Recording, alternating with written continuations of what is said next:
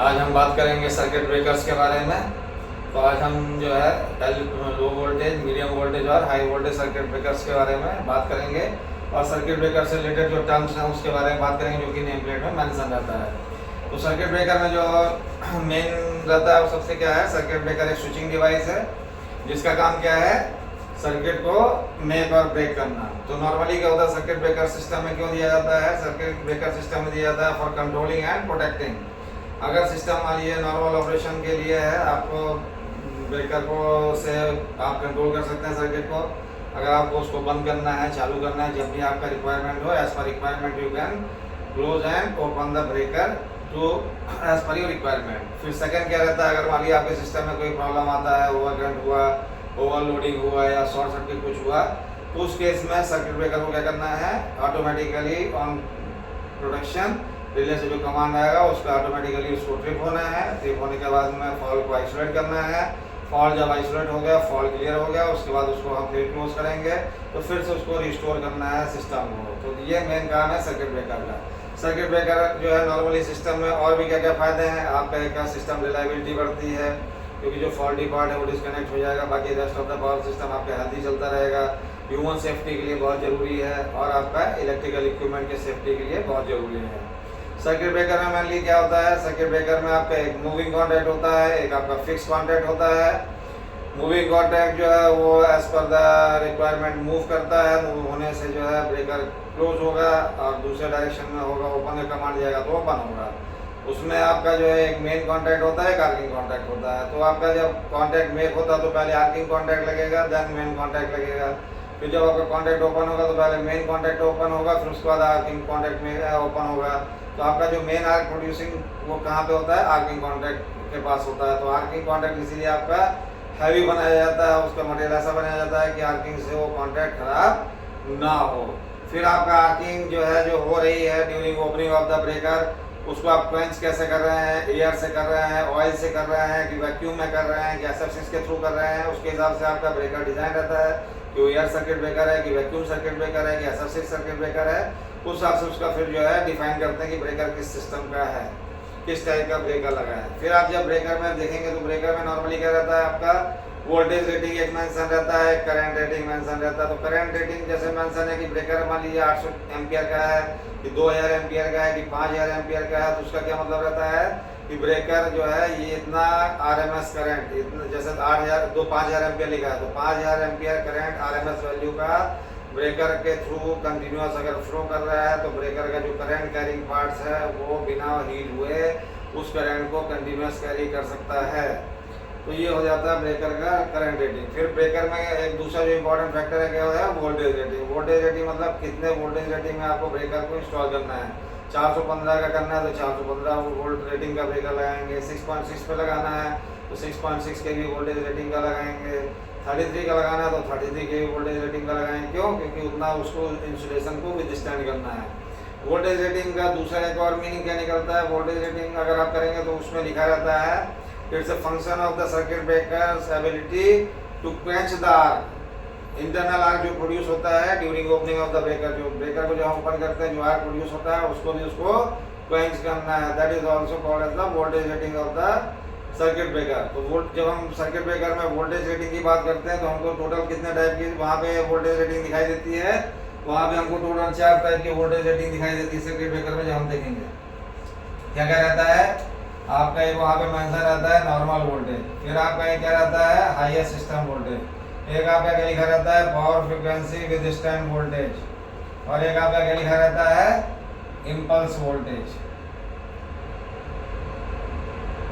ये 4 वोल्टेज जो है हर सर्किट ब्रेकर में मेंशन रहते हैं। तो नॉर्मल वोल्टेज जैसे मान लीजिए आपका 11 kV का ब्रेकर है तो 11 kV लिखा रहेगा, 33 kV का ब्रेकर है तो 33 kV लिखा रहेगा, 132 kV का ब्रेकर है तो 132 kV लिखा रहेगा, 220 kV का ब्रेकर है तो 220 kV लिखा रहेगा, और 400 kV में ब्रेकर लगा है तो 400 kV उसका नॉर्मल वोल्टेज जब रेटिंग लिखा रहेगा वो ऐसे लिखा रहेगा। फिर उसके बाद में उसका हाईएस्ट सिस्टम वोल्टेज रेटिंग जो लिखा रहेगा वो क्या लिखा रहेगा 12 kV लिखा रहेगा, 33 kV में क्या लिखा रहेगा 36 kV लिखा रहेगा, 132 kV में 145 kV लिखा रहेगा, 220 kV में 245 kV लिखा रहेगा, और 400 kV में 420 kV लिखा रहेगा। इसका क्या मतलब है, इतना वोल्टेज अगर है आपका सिस्टम का तो ब्रेकर कंटिन्यूअसली कैरी कर सकता है इस वोल्टेज को, उसका सारा इंसुलेशन इतने वोल्टेज को कंटिन्यूअस कैरी करने के लिए कैपेबल है। फिर आपका क्या आता है, power frequency withstand voltage. Power frequency withstand voltage जैसे 11 kV के लिए 28 kV लिखा रहता है। आपका 33 kV में कितना लिखा रहता है, 70 kV लिखा रहता है। आपका 132 kV में कितना लिखा रहता है, 275 kV लिखा रहता है। फिर आपका 220 kV में कितना लिखा रहता है, ये लिखा रहता है 460 kV लिखा रहता है। और आपका 400 kV में कितना लिखा रहता है, 610 kV लिखा रहता है। तो ये क्या रहता है, पावर फ्रीक्वेंसी विदस्टैंड वोल्टेज जो है कितने देर के लिए रहता है, ये 1 मिनट के लिए इसको करते हैं हम लोग। ये लिखा रहता है 1 मिनट, मतलब 60 सेकेंड तक आपका जो है इतना वोल्टेज जो है ब्रेकर चेक्ड है। मतलब क्या हुआ कि अगर आपका जो है ब्रेकर में एक मिनट तक इतना वोल्टेज जो है हम लोग उसके पोल के अक्रॉस में इंजेक्ट करके चेक करते हैं। क्यों करते हैं कि ये मान के चला जाता है कि अगर इतना वोल्टेज 1 मिनट तक इसने विदस्टैंड कर लिया है तो किसी भी कारण कंडीशन से, सडन लोड थ्रो के कारण कंडीशन आती है या किसी और रीजन से आपका जो है सन कंपनसेशन नहीं हुआ है, किसी भी रीजन से ओवर वोल्टेज कंडीशन आई तो 1 मिनट तक अगर इतना वोल्टेज आता है तो ब्रेकर जो है उसको सस्टेन करेगा, अक्रॉस द पोल सस्टेन करेगा, उसका जो इंसुलेशन पार्ट है वो इसको 1 मिनट तक सस्टेन करेगा। उसके बाद में आपका जब क्या होता है, ब्रेकर का कॉन्टैक्ट ओपन होता है तो जो ट्रांजिएंट रिस्टैकिंग वोल्टेज आता है वो भी आपका जो है काफ़ी ज़्यादा वैल्यू का रहता है, तो उसको भी उसको टेक केयर करना है कि वो उसको विदस्टैंड करे। तो ये सारे कंडीशन के लिए हम लोग इसको 1 मिनट के लिए power frequency withstand voltage check करते हैं। इस वोल्टेज पे अगर चेक हो गया तो हमारा ओवर वोल्टेज की कंडीशन मीट आउट हो जाती है। 1 मिनट तक इसको करने से इंश्योर हो जाता है, क्योंकि हमारी ओवर वोल्टेज की कंडीशन 2, 4, 5 सेकंड से ज़्यादा कभी भी सिस्टम में नहीं रहती है। फिर उसके बाद आपका क्या आता है, impulse voltage. Impulse voltage 11 kV के लिए कितने पे चेक करते हैं, 75 kV पे चेक करते हैं। 33 kV में कितने में चेक करते हैं, 170 kV पे चेक करते हैं। 132 kV में 650 kV पे चेक करते हैं। 220 kV में कितने में करते हैं इसको, 1050 पे करते हैं इसको हम लोग। और 400 kV में 1425 kV पे करते हैं इसको। तो ये क्या है, इम्पल्स वोल्टेज जो करते हैं हम लोग, ये चेक करते हैं कि जो लाइटनिंग के दौरान जो हमारा वोल्टेज आता है वो हार्डली माइक्रो सेकेंड के लिए ही रहता है। स्विचिंग के कारण जो सर्जेज आते हैं वो भी बहुत कम टाइम के लिए रहते हैं। तो ब्रेकर जो है वो उसका जो इंसुलेशन है वो माइक्रो सेकेंड में अगर इतना kV भी वोल्टेज आता है तो उसको विदस्टैंड करे, या ब्रेकर मान लीजिए ओपन कंडीशन में अगर ये वोल्टेज आता है तो उसको इस वोल्टेज को भी माइक्रो सेकेंड के लिए विदस्टैंड करना है, मतलब इसको वोल्टेज को पास करा के आगे नहीं बढ़ाना है। तो इसके लिए ब्रेकर आपका डिजाइन है। तो ये 4 वोल्टेज जो ब्रेकर में मेंशन रहते हैं वो ये रहते हैं, उनका ये वैल्यू है। मतलब ब्रेकर इस हिसाब से टेस्टेड है कि इस वोल्टेज को इतने पीरियड के लिए विदस्टैंड करेगा। इम्पल्स वोल्टेज हार्डली आपका माइक्रो सेकंड रेंज में रहता है, 10, 20, 50 माइक्रो सेकंड में इसको विदस्टैंड करना है, क्योंकि इससे ज़्यादा वोल्टेज ये रहता नहीं है। लाइटनिंग वोल्टेज बहुत ट्रांजिएंट का रहता है और हार्डली माइक्रो सेकंड में खत्म हो जाता है। फिर इसके बाद में आपका जो है ब्रेकर में बाकी जो सारी चीज़ें रहती है वो भी हम एक करके डिफाइन करेंगे। अब इसके बाद में हम बात करेंगे टाइप्स ऑफ ब्रेकर की। टाइप्स ऑफ ब्रेकर में हमारा जो है क्या होता है, लो वोल्टेज, मीडियम वोल्टेज और हाई वोल्टेज सर्किट ब्रेकर आता है। तो जब हम लो वोल्टेज सर्किट ब्रेकर की बात करेंगे, लो वोल्टेज की जब हम लोग बात करते हैं तो लो वोल्टेज हम लोग कहाँ तक बात करते हैं, अप टू 1 kV, मतलब 1 kV सिस्टम वोल्टेज तक जो है हम इसको लो वोल्टेज की बात करते हैं। तो इसमें सबसे बढ़िया जो ब्रेकर चलता है वो क्या है, air circuit breaker. Air circuit breaker जो है हम इस वोल्टेज लेवल पे यूज करते हैं, मतलब अगर 1 kV तक का अगर हमको इसको यूज करना है वोल्टेज लेवल पे ब्रेकर, तो हम लोग कौन सा यूज करेंगे, air circuit breaker. Air circuit breaker में क्या होता है, सबसे बड़ा फायदा क्या है, चीप है, ये कॉम्पैक्ट है, फिर आपका मेंटेनेंस फ्री है, बहुत ज़्यादा इसमें मेंटेनेंस नहीं चाहिए, ठीक है ना। आपका जो है स्पेस भी इसमें काफ़ी कम लगता है, कॉम्पैक्ट है, ये सारे फायदे इसमें हैं। इसका भी जो है आपका करंट कैरिंग कैपेसिटी बहुत ज़्यादा है। इसको आप जो है 10,000 एम्पियर तक आप इसको यूज़ कर सकते हैं, 10,000 एम्पियर तक आप इस ब्रेकर को यूज़ कर सकते हैं। तो ये सारे एयर सर्किट ब्रेकर के फायदे हैं। एयर सर्किट ब्रेकर में क्या होता है, एयर सर्किट ब्रेकर में एयर जो है वो क्या है, इसका डाइलेक्ट्रिक मीडिया है। एयर यहाँ पे एज ए डाइलेक्ट्रिक यहाँ पे काम कर रही है। तो एयर का डाइलेक्ट्रिक स्ट्रेंथ नॉर्मली कितना रहता है, 33 kV पर सेंटीमीटर। 1 सेंटीमीटर में 30 kV का डाइलेक्ट्रिक रहता है। तो इसमें भी क्या होता है, नॉर्मली कॉन्टैक्ट क्लोज होगा, जब कॉन्टैक्ट ओपन होता है, फॉल्ट के केस में ओपन हो या किसी केस में जब ब्रेकर ओपन होता है तो जो इसमें आर्क प्रोड्यूस होती है उसको आर्क को कैसे करते हैं हम लोग, इसमें क्या रहता है, आर्क चूट लगे रहते हैं, आर्क चूट्स लगे रहते हैं या आर्क इंटरप्टर्स लगे रहते हैं। वो क्या करते हैं, आर्क को जो है एलोंगेट कर देते हैं। आर्क जो है वो आर्क जैसे बनी तो आर्क को ऐसे ऐसे एलोंगेट कर देंगे। आर्क को एलोंगेट करने से क्या होगा, आर्क का रेजिस्टेंस बढ़ जाएगा। आर्क का रेजिस्टेंस बढ़ेगा तो क्या होगा, आपका जो है आर्क वोल्टेज जो है वो बढ़ जाएगा। आर्क वोल्टेज बढ़ने से क्या फ़ायदा होगा, आपका आर्क जो है वो बुझ जाएगी।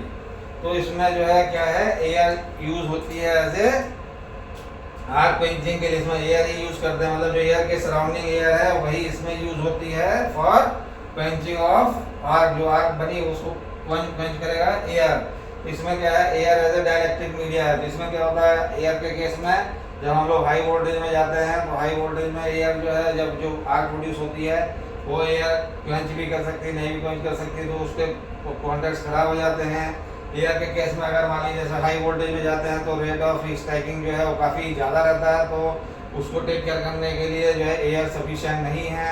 आपका मान लीजिए अगर करंट चॉपिंग हो जाता है, किसी कारण से करंट नेचुरल जीरो के बजाय कहीं पहले इंटरप्ट हो जाता है, तो उसके कारण जो ट्रांजिएंट वोल्टेज आते हैं उसको ये टेक केयर नहीं कर पाता है।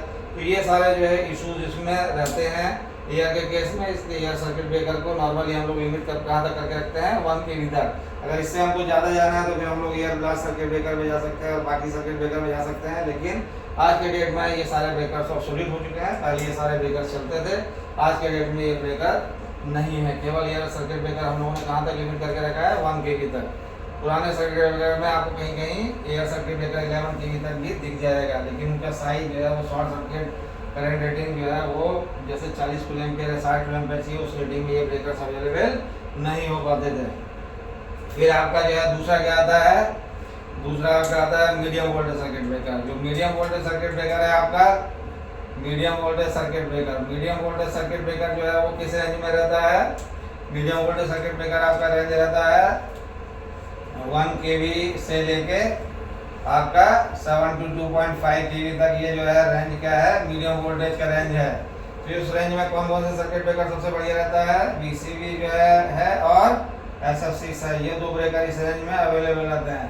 तो अगर हम लोग बात करेंगे अप टू 36 kV तक की अगर हम लोग बात करेंगे तो इसमें क्या है, VCB जो है बेस्ट है। VCB ब्रेकर जो है बेस्ट है। इससे ये मतलब इन ऑल रिस्पेक्ट अगर हम अप टू 36 लगाना है 1 kV से ऊपर और 36 तक लगाना है रेंज में, तो VCB ब्रेकर जो है वो वैक्यूम सर्किट ब्रेकर बेस्ट है। क्यों, वैक्यूम का जो डाइलेक्ट्रिक स्ट्रेंथ है, वैक्यूम का जो डाइलेक्ट्रिक स्ट्रेंथ होता है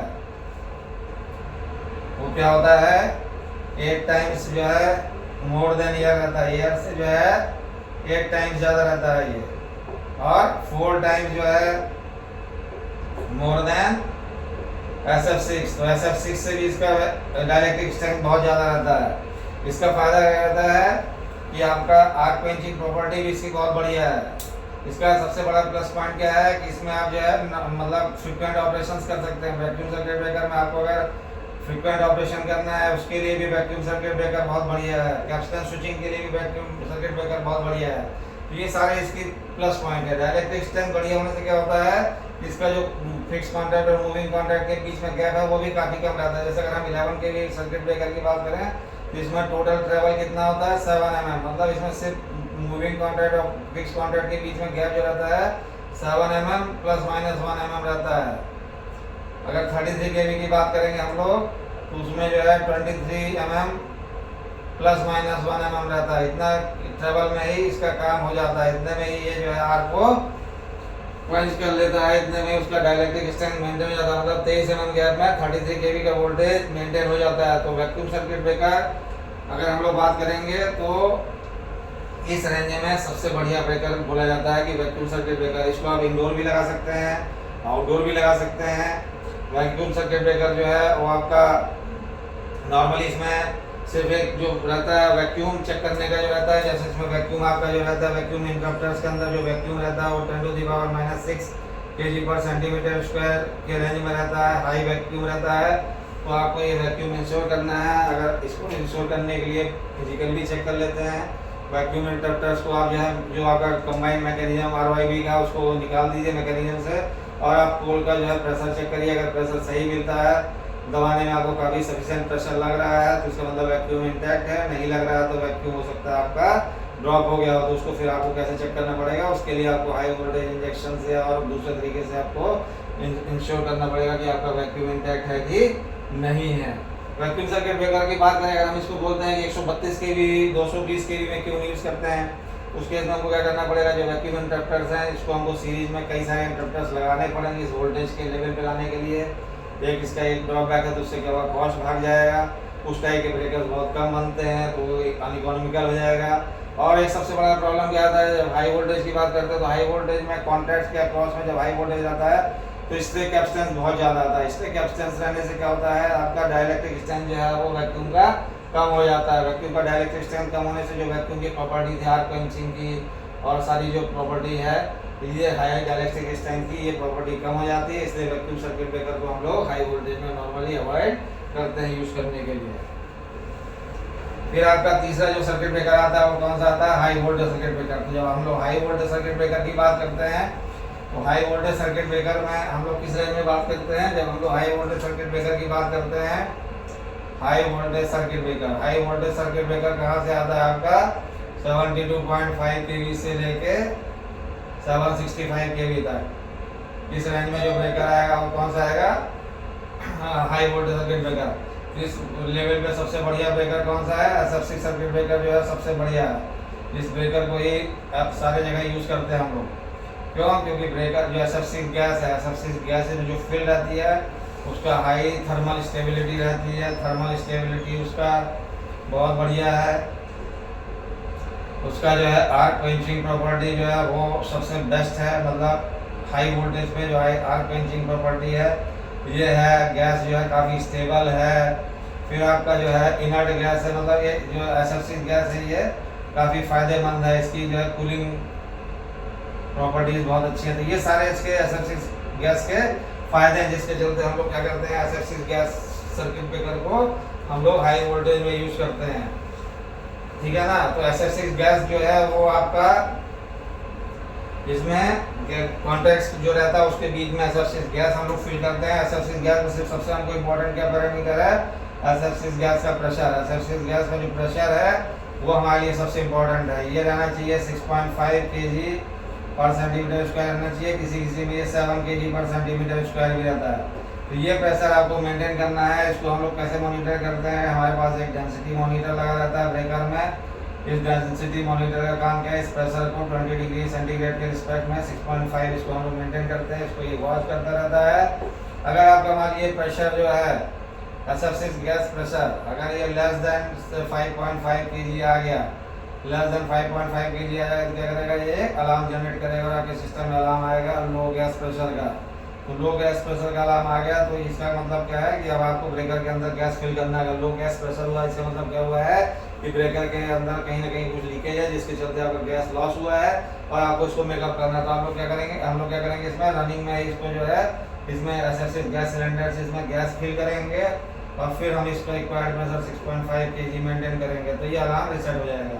अगर किसी कारण से प्रेशर जो है लेस देन 5 हो गया, लेस देन 5 kg आ गया, 5 kg पर सेंटीमीटर स्क्वायर आ गया SF6 गैस का प्रेशर जो कि 6.5 रहना था, तो क्या होगा, ब्रेकर चला जाएगा लॉकआउट में। ब्रेकर जो है किसमें चला जाएगा, लॉकआउट में चला जाएगा। मतलब ना ब्रेकर क्लोज होगा ना ब्रेकर ट्रिप होगा, दोनों कंडीशन नहीं होगी। क्यों नहीं होगी, क्योंकि जो आपका SF6 है लो प्रेशर में जब हम लोग बात करते हैं तो SF6 ब्रेक हो जाता है SF4 और SF2 में 4.5 kg प्रेशर पे SF6 गैस ब्रेक हो जाता है।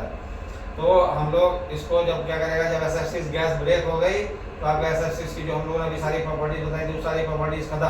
तभी जो आर्क प्रोड्यूस होगा फॉल्ट के केस में, सारे केस में जो आर्क प्रोड्यूस होगा उस आर्क को क्वेंच नहीं कर पाएगा और आपका जो है ब्रेकर का कॉन्टैक्ट जो है वो डैमेज हो सकते हैं और ब्रेकर जो है वो पोल भी फट सकता है। तो इसलिए गैस प्रेशर इसका जो है ये बहुत इंपॉर्टेंट है कि इसको आप लोग लॉकआउट मतलब इस प्रेशर को मेंटेन रखिए। बस इसमें यही एक मेंटेनेंस है। अगर गैस लीक नहीं कर रहा है तो ये प्रेशर इंटैक्ट रहेगा हर मौसम में। तो SF6 सर्किट ब्रेकर में सिर्फ हमको गैस प्रेशर को मेंटेन करना है, यही हमारे लिए इम्पोर्टेंट है। इसको सारे हाई वोल्टेज में यूज़ करने का भी पर्पज़ यही है कि SF6 गैस का जो आर्क क्वेंचिंग प्रॉपर्टी है वो बहुत बढ़िया है, जिसके चलते इसको हाई वोल्टेज में हम लोग यूज़ करते हैं।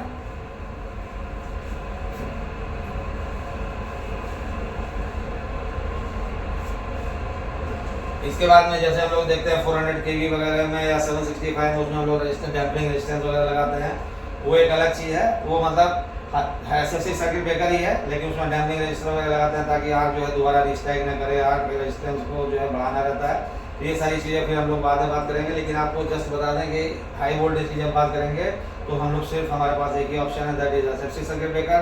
पहले बल्क वाइज सर्किट ब्रेकर आते थे, एयरब्लास्ट सर्किट ब्रेकर आते थे, लेकिन वो काफ़ी बल्कि रहते थे, काफ़ी स्पेशल रहते थे, उनका फॉल करंट रेटिंग उतना ज़्यादा नहीं मिल पाता था हमें जितना चाहिए रहता था ब्रेकिंग करंट, जिसके चलते ये सब ऑब्सोल्यूट हो गए और हमारे पास सिर्फ आज की डेट में एसएफसी सर्किट ब्रेकर बचा है। फिर ब्रेकर में जो दूसरा सबसे बड़ा पॉइंट आता है वो क्या आता है, tripping time and closing time. तो ब्रेकर में जब हम लोग ट्रिपिंग टाइम और क्लोजिंग टाइम की बात करेंगे तो ब्रेकर का जब ट्रिपिंग टाइम की बात करेंगे तो ब्रेकर का ट्रिपिंग टाइम नॉर्मली किस रेंज में रहता है, ट्रिपिंग टाइम जो है मतलब वो वेरी करता है 20 मिली सेकेंड से लेके 60 मिली सेकेंड तक। 30 मिली सेकेंड ये स्टैंडर्ड है कहीं, और 60 मैक्सिमम है, मतलब इससे ज़्यादा इसका जो है ट्रिपिंग टाइम नहीं होना चाहिए। मतलब ब्रेकर में जब कॉइल को कमांड मिली, ट्रिपिंग कॉइल को कमांड मिली से लेके फाइनल कांटेक्ट ओपन तक का जो टाइम है वो 20 से 30 मिली सेकेंड रहना चाहिए, बस। इससे ज़्यादा इसका ट्रिपिंग टाइम नहीं रहना चाहिए। जितना कम ट्रिपिंग टाइम रहेगा उतना जल्दी फॉल्ट को ब्रेकर आइसोलेट कर देगा और उतना आपका जो डैमेज है वो कम से कम रहेगा, मिनिमम डैमेज होगा। तो आपका ट्रिपिंग टाइम इस रेंज में नॉर्मली रहता है। इसको हम लोग किससे चेक करते हैं, सर्किट ब्रेकर एनालाइजर से चेक करते हैं, इससे हमको ट्रिपिंग टाइम इसका मिल जाता है। जब हम क्लोजिंग टाइम की बात करते हैं, मतलब ब्रेकर का कॉन्टैक्ट जो मेक हो रहा है उसका टाइम अगर बात करेंगे तो 20 और 60 है, तो इसका आपको 30 मिली सेकेंड से लेके 70 मिली सेकेंड रेंज में मिलना चाहिए सेम ब्रेकर का। अगर ये 30 है और 60 है तो ये आपको 40 मिली सेकेंड से 70 मिली सेकेंड मिलना चाहिए। और ब्रेकर जब आप क्लोज करके जब क्लोजिंग टाइम चेक करते हैं तो ये इंश्योर करना है कि ब्रेकर के कॉन्टैक्ट में बम्पिंग नहीं आना चाहिए। बम्पिंग मतलब ब्रेकर से लगा खुला ऐसा नहीं होना चाहिए, तो क्या होगा वो आपका आर्क प्रोड्यूस करेगा और कॉन्टैक्ट्स आपके खराब होंगे। तो ये आपको इंश्योर करना है। ब्रेकर का क्लोजिंग टाइम और ट्रिपिंग टाइम इसी रेंज में रहता है, ये आपको इंश्योर करना पड़ेगा। इससे ज़्यादा इसका क्लोजिंग और ट्रिपिंग टाइम नहीं होना चाहिए। अगर है तो फिर इसका मतलब मैकेनिज्म आपका सुटेबल नहीं है उस टाइम को क्लियर करने के लिए। फिर आपका जो आता है वो क्या आता है, ब्रेकर का कॉन्टैक्ट रेजिस्टेंस। ब्रेकर में एक सबसे इंपॉर्टेंट जो पैरामीटर है वो क्या है, ब्रेकर का कॉन्टैक्ट रेजिस्टेंस। ये भी हमको चेक करना है, बहुत इंपॉर्टेंट पैरामीटर है ब्रेकर का कॉन्टैक्ट रेजिस्टेंस। जो हम लोग क्या होता है ब्रेकर का कॉन्टैक्ट रेजिस्टेंस, मतलब जब ब्रेकर आपका क्लोज हो गया, ब्रेकर जब आपका क्लोज हो गया तो ये मान लीजिए आपका फिक्स कॉन्टैक्ट है, ये आपका मूविंग कॉन्टैक्ट है, ये ब्रेकर आपका क्लोज हो गया, ये आपका फिक्स कॉन्टैक्ट है, ये आपका मूविंग कॉन्टैक्ट है। ये अगर ब्रेकर आपका क्लोज हो गया तो इस पॉइंट पे हम लोग को चेक करना है कि हमारा कॉन्टैक्ट रेजिस्टेंस कितना है। तो कॉन्टैक्ट रेजिस्टेंस जो है कैसे चेक करते हैं हम लोग, इसके लिए कॉन्टैक्ट रेजिस्टेंस मीटर आता है। कॉन्टैक्ट रेजिस्टेंस मीटर से हम लोग इसमें जो है डिपेंडिंग करता है, अगर ब्रेकर मान लीजिए 1000 एम्पीयर का ब्रेकर है तो हम इसमें 100 एम्पीयर करंट इंजेक्ट करेंगे, डीसी 100 एम्पीयर करंट इंजेक्ट करेंगे दोनों इसके बीच में। और यहाँ से हम लोग क्या करेंगे, इसी से पॉइंट से हम लोग मिली वोल्ट ड्रॉप चेक करेंगे इसका कितना आ रहा है। और जो किट है वो क्या करेगा, रेजिस्टेंस दिखाएगा। रेजिस्टेंस जो है कैसे करेंगे, ओम्स लॉ से V/I से करेंगे।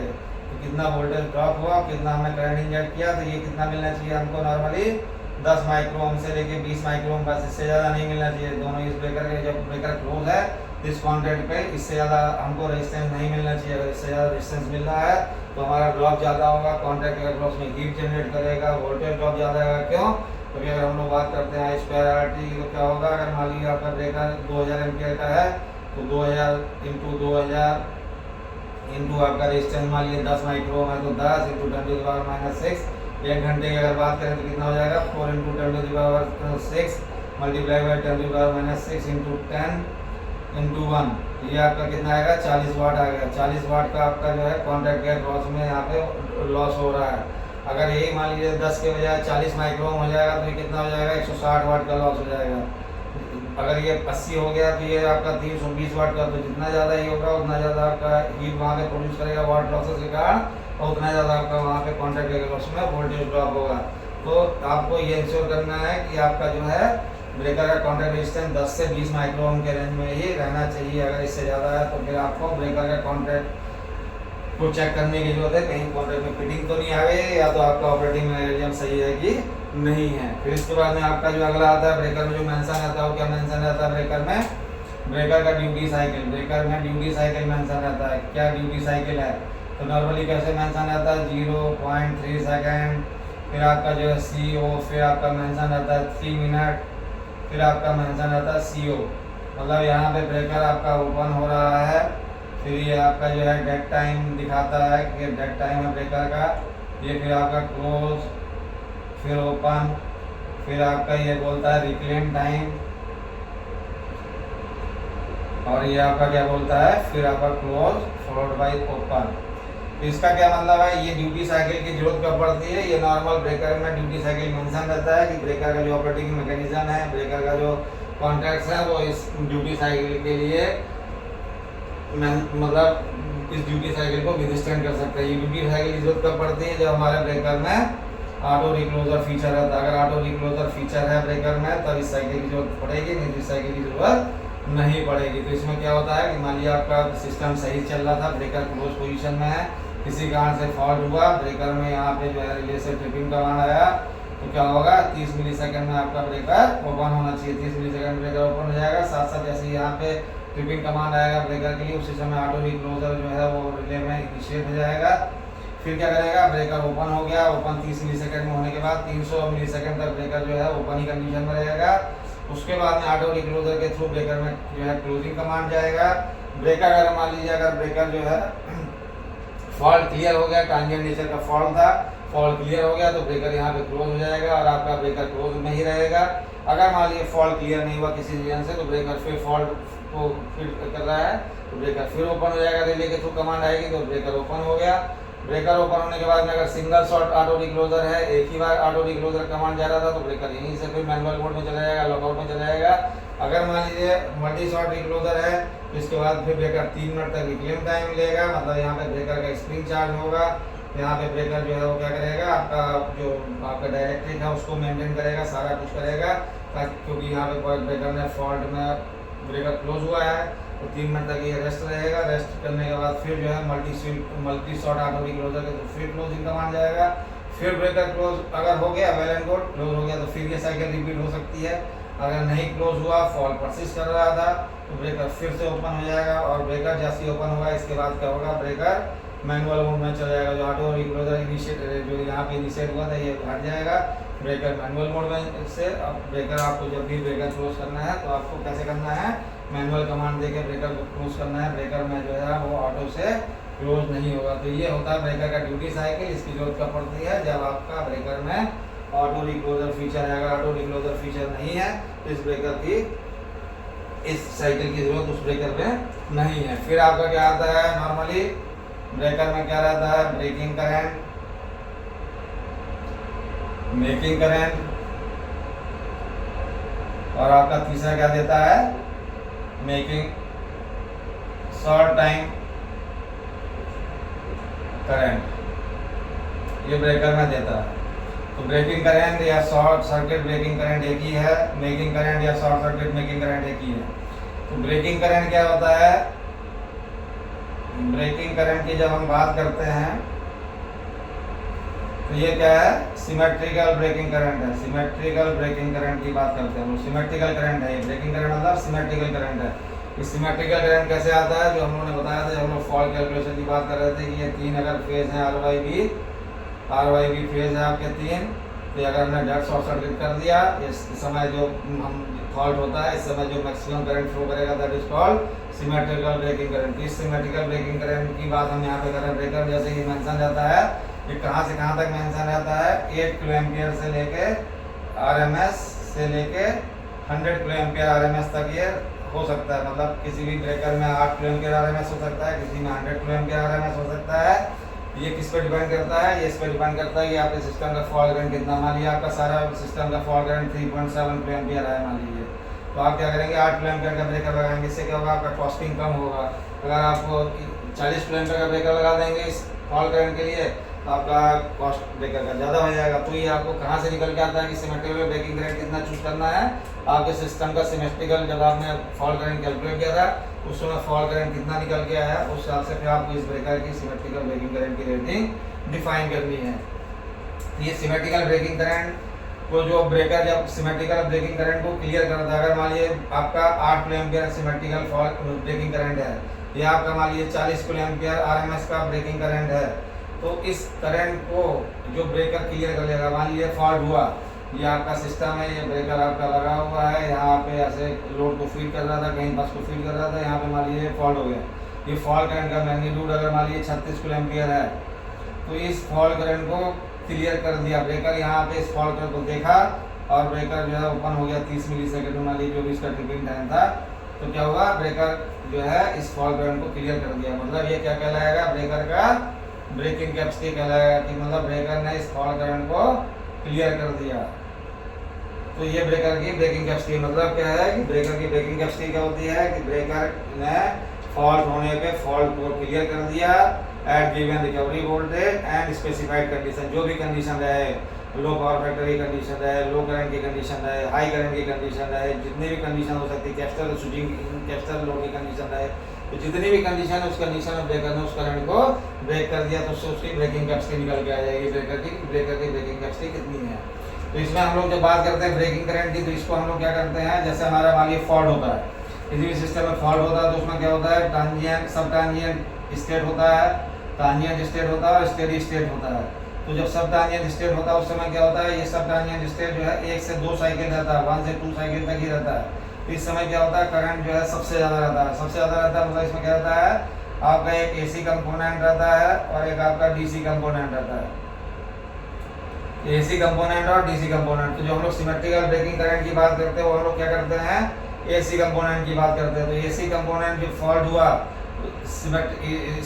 इस टाइम में सब ट्रांजिएंट स्टेट के टाइम पे जो फॉल्ट हुआ, जो 1-2 साइकिल में मैक्सिमम रहता है, ये मैक्सिमम एसी कंपोनेंट जो रहता है उस समय जो फॉल्ट हुआ उस समय सिमेट्रिकल ब्रेकिंग करंट जो है कितना है, तो आपका मैक्सिमम एसी कंपोनेंट जो है वो डिवाइडेड बाय √2 करेंगे, तो उससे जो है हमारा क्या निकल के आएगा, सिमेट्रिकल ब्रेकिंग करंट। क्योंकि हम लोग इसको किलो एम्पियर आरएमएस में डिफाइन करते हैं, इसलिए इसको √2 से डिवाइड करेंगे। तो जो आपका उस समय सब ट्रांजिएंट स्टेट में जो फॉल्ट हुआ उसमें जो मैक्सिमम एसी कंपोनेंट गया वो डिवाइडेड बाय √2 करेंगे, तो आपका सिमेट्रिकल ब्रेकिंग करंट निकल के आएगा कि ब्रेकर इतना सिमेट्रिकल ब्रेकिंग करंट को क्लियर करेगा कि नहीं करेगा, वो ऐसे निकल के आता है। फिर आपका इसमें हम लोग जब ब्रेकिंग करंट की बात करते हैं तो इसमें हम लोग क्या करते हैं, डीसी कंपोनेंट की बात नहीं करते, हम डीसी कंपोनेंट को कंसीडर नहीं करेंगे। फिर आपका आता है सिमेट्रिकल मेकिंग करंट। तो सिमेट्रिकल मेकिंग करंट जो है या इसी से आपका आता है मेकिंग कैपेसिटी भी निकल के आता है। तो क्या हुआ कि ब्रेकर जो है आपका फॉल्ट परसिस्ट कर रहा है। अभी जैसा मैंने बताया था, ये ब्रेकर है, ये ब्रेकर है, यह मान लीजिए किसी बस से कनेक्टेड है, यहाँ पे बस में कहीं पे फॉल्ट हो गया, ये ब्रेकर अभी ओपन था, किसी कारण से मान लीजिए कमांड गया और ब्रेकर को आपने क्लोज कमांड दिया, ब्रेकर क्लोज हो गया। तो क्लोज होगा, क्लोज जिस समय हुआ तो ब्रेकर को फॉल्ट के केस में क्लोज होना है। ब्रेकर जो है should be capable of closing during on the fault. ये ब्रेकर का क्या कहलाता है, मेकिंग कैपेसिटी, कि ब्रेकर जो है फॉल्ट में क्लोज हुआ। तो क्लोज होता है जिस समय ब्रेकर फॉल्ट में क्लोज होता है उस समय क्या होता है, जो कॉन्टैक्ट्स हैं, ये ब्रेकर के कॉन्टैक्ट्स हैं, मान लीजिए ये आपका फिक्स कॉन्टैक्ट है, ये मूविंग कॉन्टैक्ट है। अब ये जब ये क्लोज हो जाएगा, यहाँ पे जब ऊपर जाएगा क्लोज होगा, इसके बीच में क्या रहता है, इलेक्ट्रोमैग्नेटिक फोर्सेस बहुत ज़्यादा रहता है। ये इलेक्ट्रोमैग्नेटिक फोर्सेस जो है जब ये ब्रेकर लगता है, तो जब जिस समय लगा ये ब्रेकर यहाँ होगा, तो उस समय जो करंट है वो क्या करेगा, इंस्टेंटेनियस जो करंट फ्लो करेगा, इंस्टेंटेनियस जो करंट फ्लो करता है, तो ईएमएफ जो इलेक्ट्रोमैग्नेटिक फोर्सेस है वो इस इंस्टेंटेनियस करंट के स्क्वायर के प्रोपोर्शनल रहते हैं, काफ़ी हाई करंट रहता है। इसीलिए हम लोग जब मैकेनिकल कैपेसिटी की बात करते हैं तो क्या करते हैं, हम लोग पीक करंट की बात करते हैं, इसमें हम लोग पीक करंट की बात करते हैं।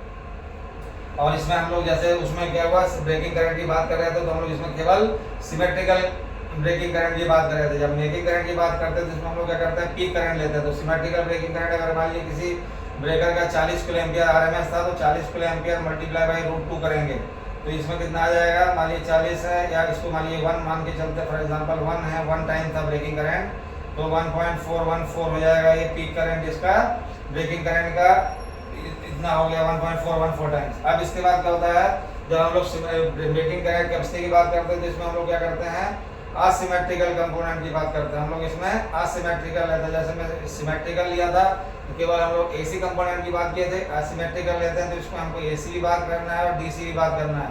तो क्या होता है, मैक्सिमम असिमेट्री जो रहता है उसको टेक केयर करने के लिए हम लोग क्या करते हैं, डबलिंग इफेक्ट को टेक करने के लिए 1.414 में 1.8 का मल्टीप्लाई कर देते हैं। क्यों?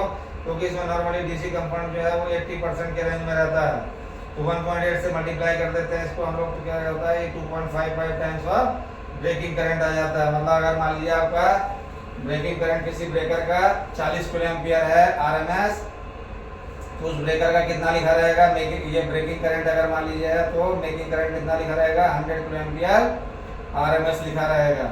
अगर मान लीजिए किसी ब्रेकर का यही fault current breaking short circuit breaking current मान लीजिए अगर लिखा है 50 किलो एम्पियर आरएमएस, तो उसका अगर ब्रेकिंग करंट की बात करेंगे तो मेकिंग करंट कितना हो जाएगा 125 किलो एम्पियर आरएमएस, ऐसे उसमें ब्रेकर में मेंशन रहेगा। मतलब अगर ब्रेकर फॉल्ट में क्लोज होगा इतने करंट तक, अगर ये इतना करंट यहाँ पे इंस्टेंटेनियस करंट फ्लो करता है तो भी ब्रेकर का कॉन्टैक्ट जो है, ब्रेकर का tip arcing contact main contact सारे कॉन्टैक्ट कोई भी कॉन्टैक्ट डैमेज नहीं होना है इन एनी केस। और जो भी फॉल्ट डेवलप होगा, जो भी आर्क डेवलप होगा, ब्रेकर उस आर्क को क्लियर करेगा, कूल करेगा, ताकि ब्रेकर के कॉन्टैक्ट किसी भी केस में डैमेज ना हो। फिर आपका तीसरा आता है शॉर्ट टाइम करंट मेंशन आता है। शॉर्ट टाइम करंट या शॉर्ट टाइम कैपेसिटी बोलते हैं इसका, शॉर्ट सर्किट कैपेसिटी बोलते हैं ब्रेकर का। तो आपका ये क्या रहता है, जैसे आपको ब्रेकर का मान लीजिए 40 किलो एम्पियर आपका आरएमएस लिखा हुआ है ब्रेकिंग करंट, तो 40 kilo ampere short time current कितना हो जाएगा इसका 40 किलो एम्पियर आरएमएस कितने देर के लिए विथस्टैंड कर रहा है, ये 1 सेकंड के लिए विथस्टैंड कर रहा है कि 3 सेकंड के लिए विथस्टैंड कर रहा है।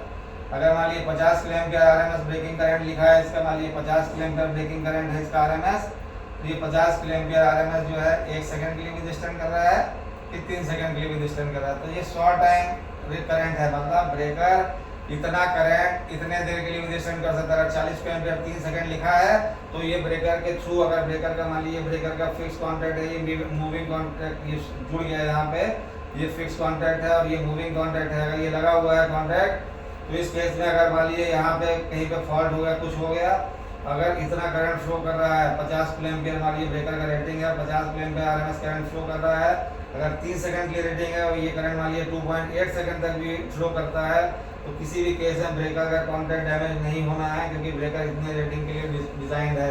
ये नॉर्मली किस लिए दिया जाता है, इसलिए दिया जाता है कि मान लीजिए आपकी इंस्टेंटेनियस फॉल्ट है, ट्रांजिएंट नेचर के फॉल्ट हैं, ये सारे जो फॉल्ट हैं वो फॉल्ट अगर होते हैं और ब्रेकर को हमको मान लीजिए नहीं ठीक कराना है 1 सेकंड के लिए, उसको होल्ड करके रखना है कि 1 सेकंड बाद फॉल्ट अपने आप क्लियर हो जाएगा, तो हम लोग इस टाइप की कैपेसिटी उसकी जरूरत है।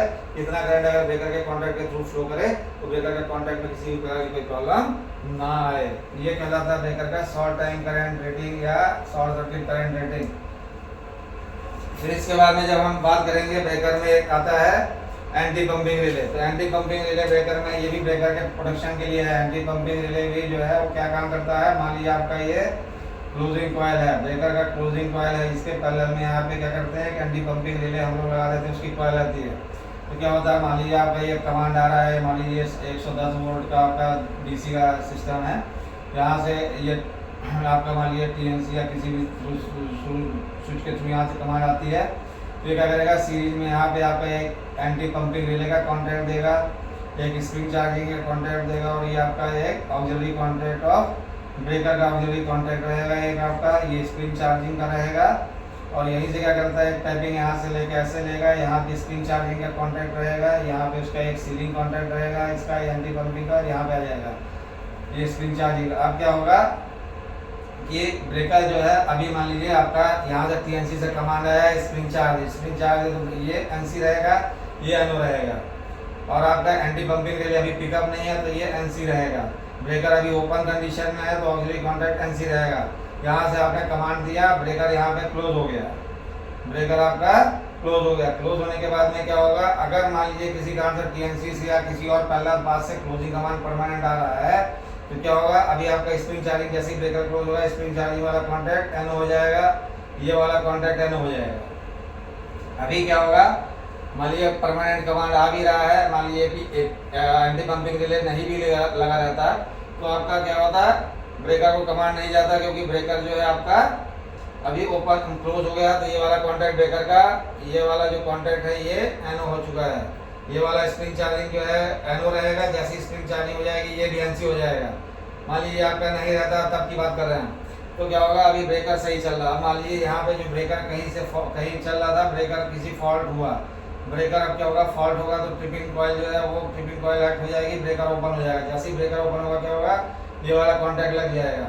अभी जैसे ही कॉन्टैक्ट लगा, स्प्रिंग चार्ज है, ब्रेकर फिर से क्लोज हो जाएगा। ब्रेकर क्लोज होगा तो क्या करेगा, फॉल्ट को फिर से फीड करेगा, बॉयलर फॉल्ट को फीड करेगा। फिर क्या होगा, आपका कमांड जो है फिर ट्रिप हो गया, ब्रेकर ट्रिप हो गया। तो आपका ट्रिप होने के बाद में क्या होगा, ये वाला कॉन्टैक्ट एनसी हो गया और फिर ब्रेकर पे एक बार क्लोज कमांड आएगा, फिर क्लोज कमांड आएगा, फिर ब्रेकर फॉल्ट को फीड करेगा, फिर ट्रिप कर जाएगा, फिर स्प्रिंग चार्ज होगा। ऐसे चलता रहेगा और ब्रेकर बार बार फॉल्ट को फीड करता रहेगा। और आपका फॉल्ट जो है वो तो जहाँ फॉल्ट हुआ वो इक्विपमेंट डैमेज होगा ही होगा, प्लस सिस्टम में भी अननेसेसरी वोल्टेज जर्क्स आएंगे, सारी प्रॉब्लम्स आएगी।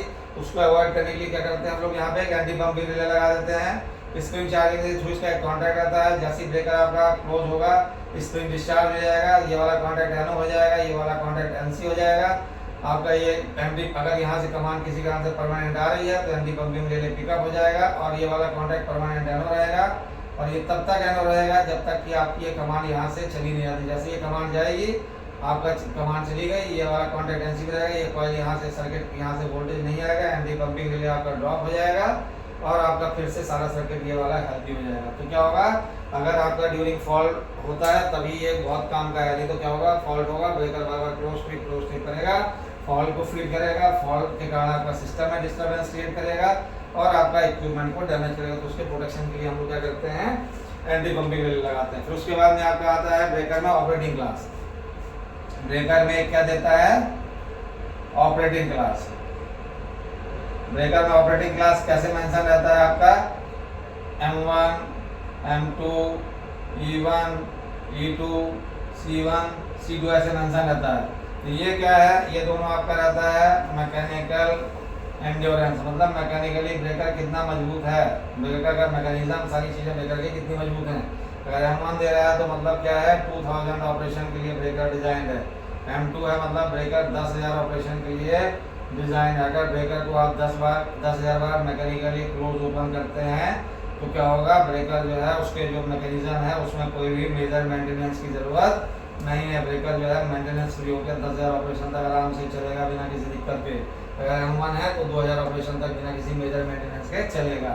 फिर आपका जो E1, E2 है, ये क्या कहलाता है, इलेक्ट्रिकल एंड्योरेंस कहलाता है। इलेक्ट्रिकल एंड्योरेंस बोले तो अगर आपका ब्रेकर जो है, अगर जो कंडीशन है डिफाइन, उसमें अगर उस कंडीशन को फुलफिल करता है तो भी ब्रेकर के जो आर्किंग कॉन्टैक्ट है और मेन कॉन्टैक्ट है वो डैमेज नहीं होंगे। जैसे फॉर एग्जांपल E1 की बात करें तो E1 में क्या बोलता है, free closing 4 opening, 10% fall current से लेके 100% फॉल करंट तक। अगर ब्रेकर का फॉल, मान लीजिए जो breaking current, short circuit breaking current की बात जो कर रहे थे, अगर मान लीजिए 40 किलो एम्पियर RMS है तो ब्रेकर अगर 4 किलो एम्पियर फॉल्ट को से लेके 40 किलो एम्पियर फॉल्ट तक 3 बार क्लोज हो चुका है और 4 बार ओपन हो चुका है तो इसके कॉन्ट्रैक्ट जो है ब्रेकर के इलेक्ट्रिकल कॉन्ट्रैक्ट्स में कोई भी प्रॉब्लम नहीं आएगी और कॉन्ट्रैक्ट्स को चेक करने की जरूरत नहीं है। अगर E2 की बात करेंगे तो E2 में 2 कंडीशन आती है, with auto reclosing, without auto reclosing. अगर विदाउट ऑटो रिक्लोजिंग है तो ब्रेकर की सारी कंडीशन ऐसी रहेंगी जैसी सी है।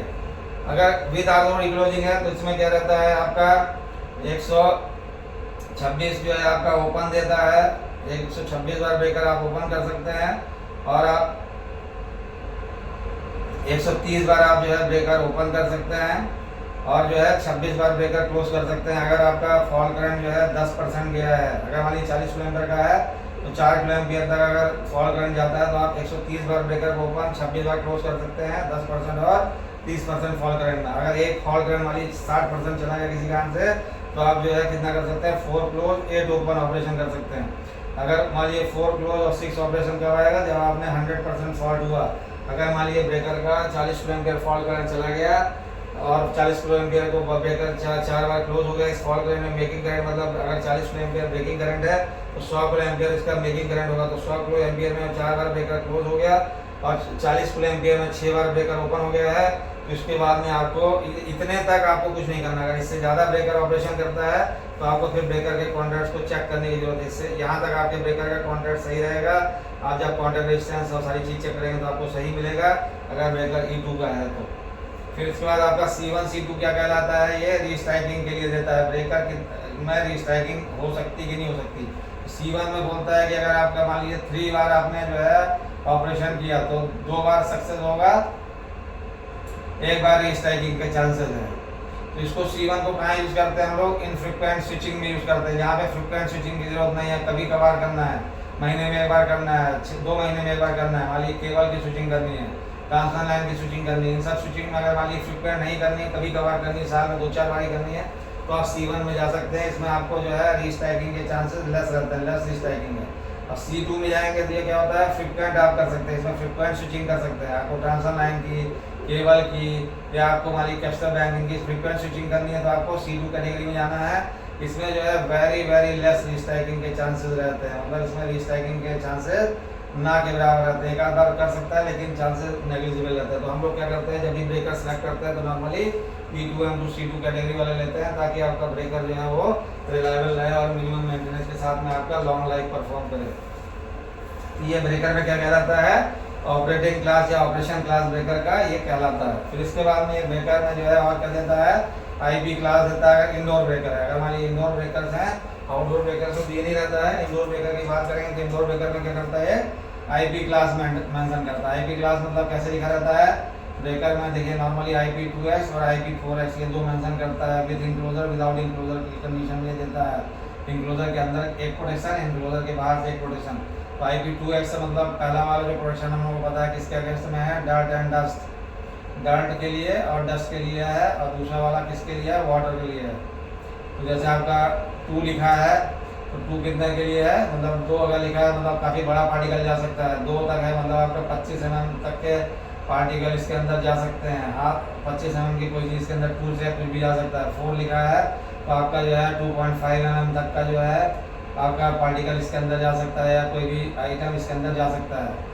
अगर ये जो है इस वाले पॉइंट पे X लिखा है मतलब नो प्रोटेक्शन फ्रॉम वाटर, पानी से कोई प्रोटेक्शन नहीं। X लिखने का मतलब है नो प्रोटेक्शन फ्रॉम वाटर। पानी अगर इसके ऊपर किसी भी कारण से गिरता है, इंडोर ब्रेकर में पानी छू रहा है, उसके ऊपर गिर रहा है, तो ब्रेकर में फ्लैशिंग हो सकती है, ब्रेकर जो है वो आपका फ्लैश कर सकता है। तो ये होता है नॉर्मली IP क्लास ब्रेकर में इस टाइप से मेंशन रहता है फॉर इंडोर ब्रेकर। तो फ्रेंड्स ब्रेकर में जो सारे टर्म्स रहते हैं वो हमने इसमें कवर कर लिए हैं। इसके अलावा भी अगर आपका ब्रेकर से रिलेटेड कोई क्वेरी है तो आप हमें कमेंट में लिख सकते हैं, मैं आपकी क्वेरी का जवाब जरूर दूंगा। Thanks friends.